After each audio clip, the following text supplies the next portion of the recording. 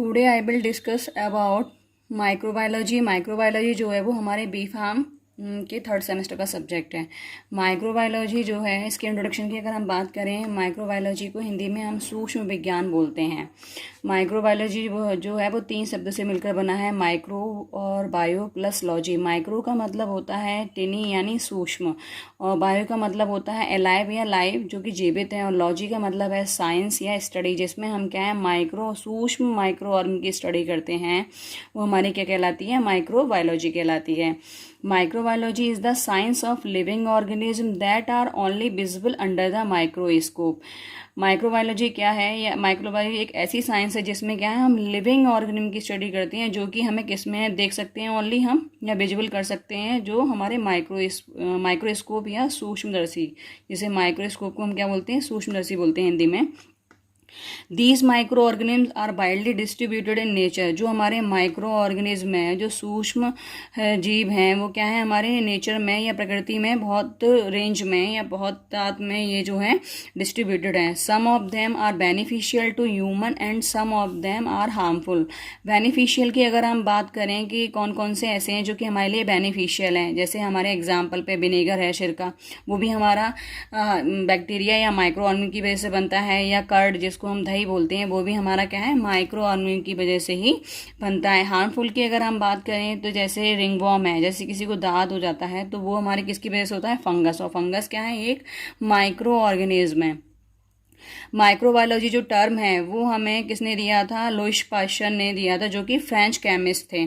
इनको हम father of microbiology बोलते हैं, बट रिसेंटली जो है हमारे फादर ऑफ माइक्रोबायोलॉजी कौन है, Antonie van Leeuwenhoek. Microorganism include like bacteria, fungi, protozoa, algae, virus. ये जो है सारे के सारे क्या हैं, माइक्रो ऑर्गेनिज्म हैं।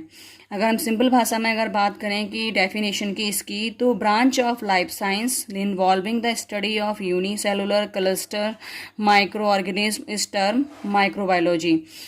जो हमारी माइक्रोबायोलॉजी जो है वो लाइफ साइंस की वह शाखा है जिसमें क्या है हम स्टडी करते हैं यूनिसेलुलर, मतलब जिसमें क्या है एक सेल हो, क्लस्टर जो कि हमारे झुंड में हो या ग्रुप में माइक्रो ऑर्गेनिज्म होते हैं, उन सब की स्टडी हम किस में करते हैं, माइक्रोबायोलॉजी में करते हैं।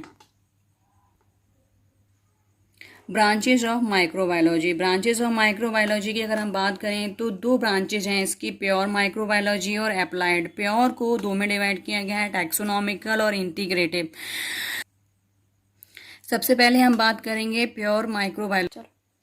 सबसे पहले हम बात करेंगे प्योर माइक्रोबायोलॉजी, जिसमें हमारा टैक्सोनॉमिकल क्लासिफिकेशन है और integrative characteristics. Taxonomical classification according to वही की स्पीसीज, जेनरा, ये सब जो है टैक्सोनॉमिकल क्लासिफिकेशन के अंदर आते हैं। तो इसमें हमारा बैक्टीरियोलॉजी है, माइकोलॉजी है, फाइकोलॉजी है, बायोलॉजी है, प्रोटोजूलॉजी है। प्योर का मतलब है कि इसमें सिर्फ और सिर्फ बैक्टीरिया वायरस की बात होगी, अदर किसी भी मतलब बायोलॉजी की बात नहीं होगी।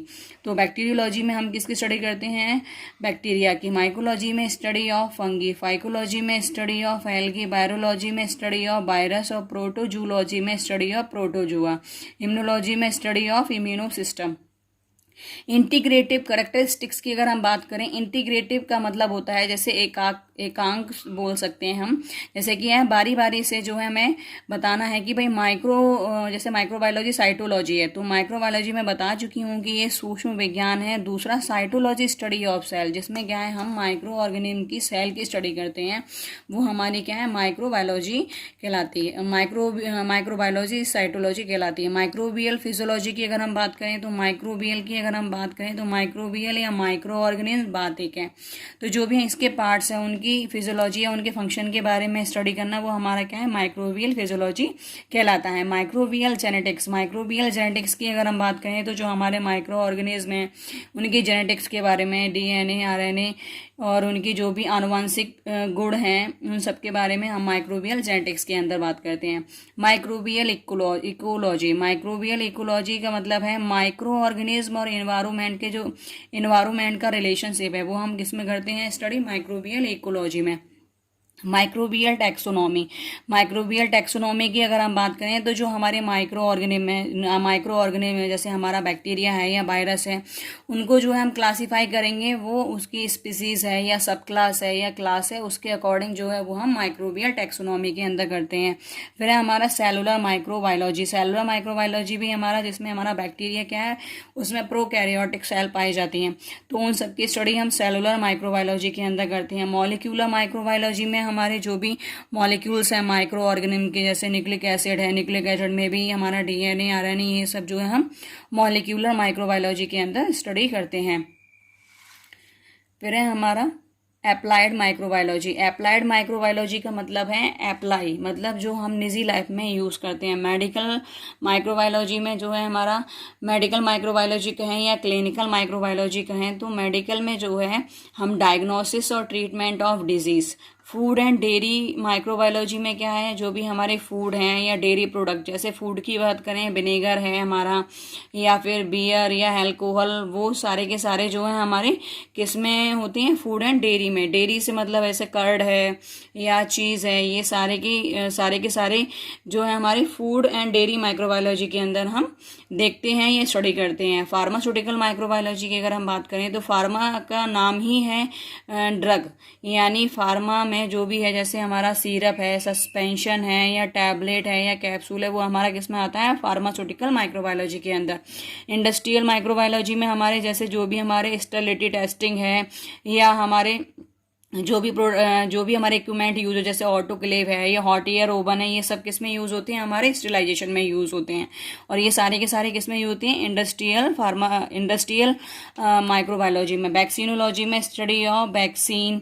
कीमोथेरेपी में जो भी हमारे केमिकल्स जो हैं यूज़ होते हैं, उनको हम कीमोथेरेपी के अंदर रखते हैं, जैसे कि हमारा एंटीबायोटिक्स हैं या फिर हमारे एंटी मलेरियल में जितने भी हमारे कंपाउंड या ड्रग यूज़ होते हैं, वो हमारे कीमोथेरेपी के अंदर आते हैं।